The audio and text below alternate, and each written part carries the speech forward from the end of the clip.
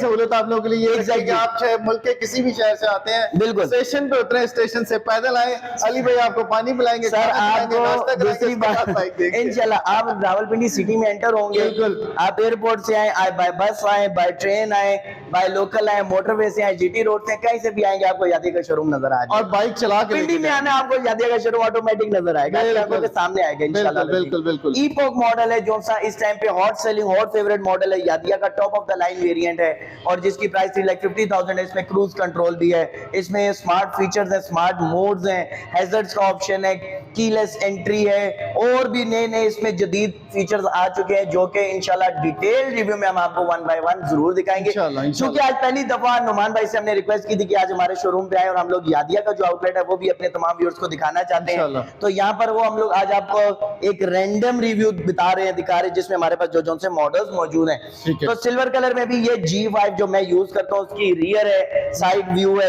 अगर आप back side से देखें तो इतना खूबसूरत ही आपको फिजिकली भी बल्कि ज्यादा खूबसूरत नजर आएगा। टेस्ट राइड करनी है तो हम आपको टेस्ट राइड भी कराएंगे। अच्छा, ईपोक जो मैं बता रहा था 3.5 लाख वाला जो है, जो टॉप ऑफ द लाइन है, उसमें आपको ये सोलो ग्रे कलर भी मिलेगा, ग्रे कलर भी मिलेगा और साथ ही साथ ये ब्लैक कलर, ये तीनों कलर्स खड़े हैं, क्या ही खूबसूरत फिनिशिंग के साथ 7 लेयर